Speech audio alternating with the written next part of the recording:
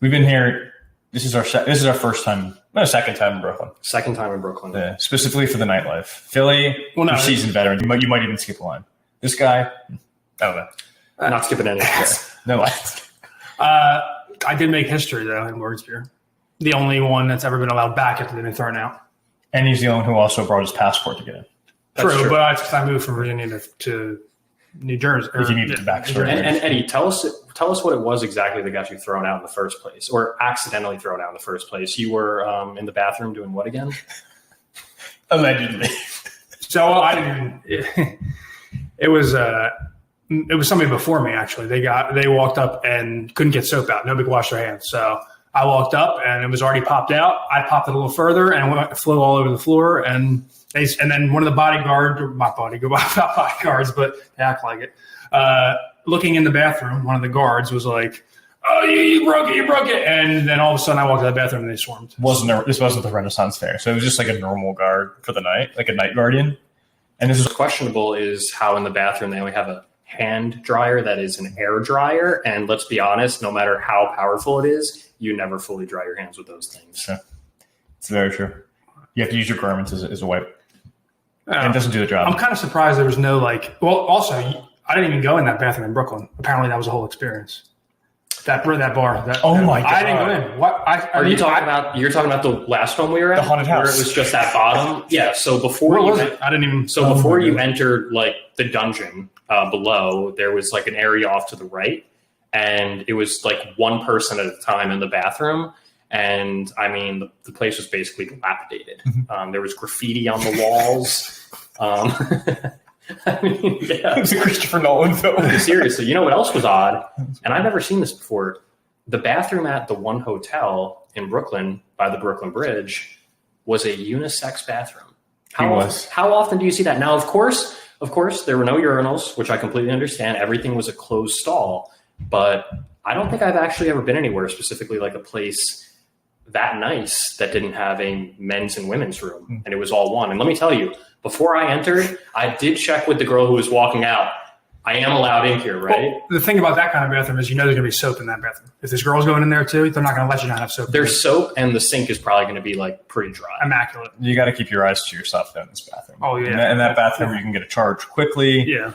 There's things that could be going on. You can make a look, turn to your left, see something you don't want to see, to your right, see something you do want to see, but then you could be kicked out immediately, or you could be incarcerated. And that's the one hotel in Brooklyn. That's how the night started out. And that was good. I think the rooftop was nice. It had good vibes, good music. If you want to spend $16 for a beer, that's your place. What is it, 18 for Modelo? 16 for Modelo. Also, yeah, Modelo. Yeah, apparently there's no Bud Light in the city of New York, or at least in Brooklyn. Because just branding. Yeah, but when we went to the Diplo concert, did they have Bud Light there at the venue? No, they didn't. They had White Heineken Claws. Silvers. Heineken Silvers. How much are they? White Claws. $9 maybe? Maybe. They had the mixed drinks. They had like 4 or 5 different mixed drinks, and it was like $20 for the cocktails. Bad. Yeah, it wasn't bad. And it was easy to get, and they gave you the wristbands. Your wristband was just like a Disney wristband. So you load money on it, you put your credit card on, all your information, you just go up, swipe it. It's very seamless. It was quick. I don't think we ever even waited at all for a drink. That was the best part. It was super quick. Can't bring gum into the Brooklyn Mirage, though, because it might be tainted. That's a fact. The best part is they have a little food court. So if you get hungry, they have assortment of food that was available till 12:30? I think they said 11:30. 11:30, but it's a decent time to where anybody would be hungry, and you can get it. And it was like decent selection. Yeah, I think they had like sandwiches, like chicken sandwich, maybe like a hot dog, which everybody knows I make, especially after the hour. With the triple dog? Listen, if you don't see me outside of Morgan's Pier 1:30 to 2 a.m. dual wielding mustard glizzies in my hands, then you're probably not seeing me. Does anybody know where actually the name, like actually glizzy, even like where's it even from? So it's a good question. I mean, I feel like all of a sudden you just started hearing it, but I'd be interested to see where that did come from. What does it even mean? Glizzy, glizzard, glizz. It might be glizzard. Yeah, it might be a term. It might be a slang term off of glizzard. Is it a term of endearment though? I don't know, but all I know is this: if we were watching a film right now, what would you say? Just in general, like to see him out, we'll leave this for another time, but CML is a seasoned veteran on IMDb. He's got a score. He's going to score your films for you. So what's a CML IMDb, just a generic take on it? So a generic take on hot dogs, or like a generic take on like if you were giving a Morgan Spear Glizzy an IMDb review, what would it be? It would be probably somewhere, because I'll tell you this. There's no point rating, so it's full integers here. So we're talking 1, 2, 3, 4, 5. I probably have to give Morgan Spear a 9. Okay. And let's just say I'd be back to the theater to see it multiple times. The sequels are just as good as the original, is what he said. Yeah, they are. I'm a big Dead Man's Chest guy myself, Pirates of the Caribbean. When was the last time you watched that? Actually, pretty recently. It was on TV. I threw it on. And I completely forgot the way Bootstrap Bill Turner just comes out of the side of the wall and makes an appearance. It's really heartwarming. I feel like you could easily find somebody walking around in Brooklyn dressed up as like a pirate. Well, I'll tell you what you won't see walking around Brooklyn, somebody dressed up as a Yankees fan. All right, go ahead. Say it. I'm going to have my little rant. So let me just get this over with. So we go to Brooklyn, and I was promised by, I'm just going to say multiple people, maybe one of them sitting to my right, that there would be Yankees fans in Brooklyn, and it wouldn't be odd to wear it. You would think, and I assume the same thing. You're not only are we in Brooklyn, we're in Brooklyn on the same night as Game 1 of the ALDS, which is also being played in the Bronx between the Yankees and the Royals. So you would think if there's any night, right, where you're going to see Yankees fans, or where you're going to be able to walk into any bar or any hotel lobby or anything that would have a TV on, you would assume the one thing on would be the Yankees game. You would be wrong. Multiple problems with that. No TVs. No TVs. No Yankees fans.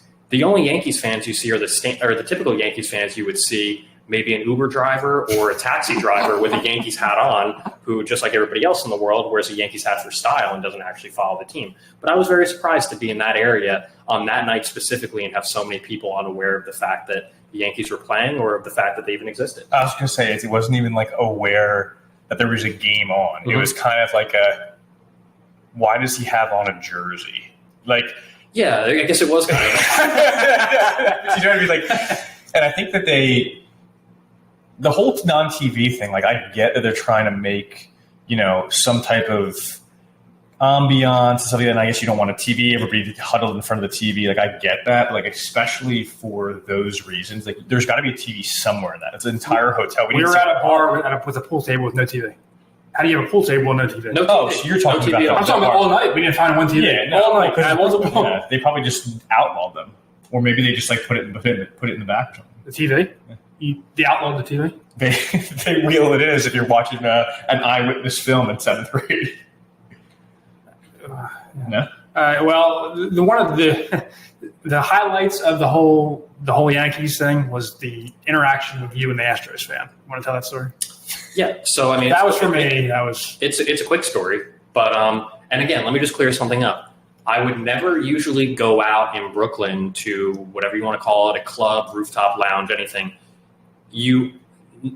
Other than the situation that was at hand, I would not be wearing a baseball jersey. I would not be wearing any type of sports jersey. That's a fact. Okay, and everybody, and like, it was a special occasion. You both know that. The only reason I was wearing it was because I was like, well, we're in Brooklyn. The Yankees are playing tonight, Game 1 of the playoffs. This is the perfect opportunity for me to wear a Yankees jersey. It was an Aaron Judge jersey too, and they haven't won anything in a long time. Yeah, I mean, you're right. I mean, 2009 is the last time they've won the World Series. It's been disappointing, specifically the last 7 years. But leading into the Astros, who admittedly so have given the Yankees problems. We're not going to get into the cheating, which was a fact, but definitely resulted in multiple wins. But we were at the bar. And an MVP award probably for Judge, or that would have had an MVP award taken away from Judge and given to Jose Altuve, definitely. Mm-hmm. You're not still salty about that? Just a bit.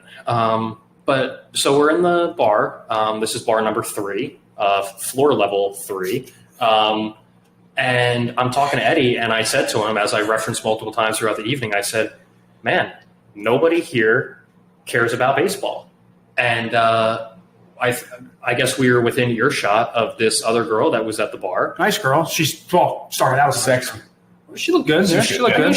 Nice smile. Dim lights, though. She was good looking. Yeah, nothing against her appearance. And then she opened her mouth. That wasn't the problem. Yeah, then she opens her mouth, and it was all downhill from there. So,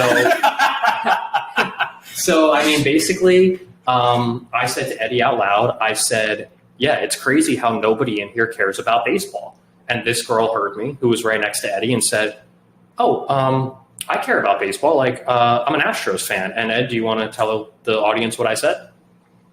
You said you can go ahead and continue your night then.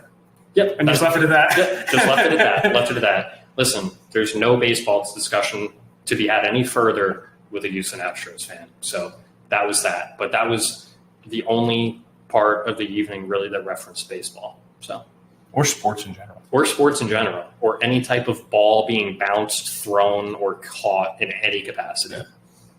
No shortage of interesting people, though, in the Brooklyn area. You can look around and you just get a taste of literally every corner of the earth and just vicious randomness going on. Conversations are out of this world. I just feel like it's Brooklyn's known for that, but there was multiple places, at least two, that were like so obvious they were trying to be that. They were trying to be Brooklyn without like just being Brooklyn. You know what I mean? Like they just no videos and pictures into one place. Just trying to be different. Yeah. Which place was that again? They said that was the that was Project Records. Public Records. Okay, the third place. Yeah. I mean, well, I think just in general too. I mean, we've only been to 2-3 places in Brooklyn, and from those 2-3 places, you felt like you were in about 15.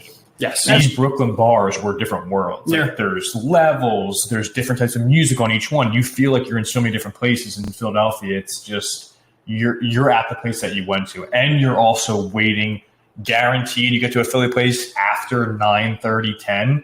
You're waiting in at least an hour line, at least. Yes. And if you're there, you're there. And you're in there, and it sucks. You're in there. You're not going to leave at 11:30 from the bar you just waited an hour for to go wait another hour, and then you're getting into the second bar at 12:30 for pretty much the same exact thing. Just the chance that the music might be better, or you might have like different people that you want to see, or hotter girls, or whatever it might be. Yep. So, I think Philly is fun. It's close to us. It's convenient. But Brooklyn was a whole different monster. If it wasn't so tough to get to, we'd be there all the time. Yeah, I mean, it was. What was that? So maybe not it. Well, Ed was a little bit much for Ed. Well, Ed was only there with us one time, and he found his home on the bench outside of one of the bars. I think it was about 11:15. There was an early departure. Yeah. I took an Uber by myself back. Yeah. An Uber was called. We believe that probably the nearest Wawa was ravaged by Ed. Speaking of Wawa and those kind of places, you've been on a little hype train for Raising Cane's recently. I've never been there. I never had it. I never had it either. Okay. And everybody says like Wawa, Sheetz, Royal Farms. Royal Farms has a great what's this whole hype of Raising Cane's? So the thing with Raising Cane's is, number one, the chicken is always very fresh when you get it because, and I don't know this for a fact, but I believe they make it to order. Mm-hmm. So again, that does mean you're going to be waiting a little longer, maybe like 7 to 8 minutes versus like, oh, your food's ready right now. But the chicken, it's very good. It's very tender. But the big difference for me, and I'm sure a lot of people, is the cane sauce, which I believe is, as a lot of places have these days, especially like a lot of these hot chicken places, like Dave's. And what do you know about Dave's? I know the Drake's part owner. Yeah, basically it's like a chipotle mayo almost, kind of like a nice, like spicy, kind of hearty dipping sauce. And you can put the chicken in there. They have very good crinkle cut fries. They have Texas toast. If you're an expert and you're like 95% of the world and you don't like coleslaw, then you can sub out the coleslaw that they give you for an extra piece of Texas toast, which you can do it, and you can do it for free. So that's the tip of the day. I think I would like a crinkle cut fry in that. So that sounds good. Yeah. You might even get 2 in there. Oh, dude, that sounds good. It really does. It's right down the street, too. It is right down the street. I'm surprised I might be going to try it. What's your favorite? What's your go-to fast food restaurant? Wawa. Wawa, it doesn't count. I agree. It's not really fast food. It can't be a place that also sells gasoline. Drive-through and no gas? There has to be a drive-through. Okay. So I would say Five Guys counts. Now, would you count tropical smoothie as fast food? No. See, that's like the weirdest thing you could have said. I would say like no. Yeah, that's like a bistro. Yeah, no. I mean, Panera's not fast food. Tropical smoothies not fast food. I would say Panera is like almost like elevated fast food because like you can like they do have like kiosks and you can order it. It's almost it's kind of like what these Dave's places are. Have you guys ever heard of Habit Burger? Yeah. Okay, that's very good. Now to me versus like Shake Shack or something. Now Shake Shack gets a lot of attention. I'm going to say this. I've never tried their shakes, so I don't know. Possibly. I'm sure they're great. I'm sure they are good. You know, who's ever had a bad vanilla or chocolate shake? But their hamburgers to me, a little overrated. I gotten the chicken there, not very good. But Habit Burger, very good. Charbroiled. So it's kind of like, I don't want to compare it to Burger King, but you get kind of like that smoky, like grill flavor on it. And they have a lot of good side options. And I think Habit Burger is probably one of my more favorite like elevated fast food places these days.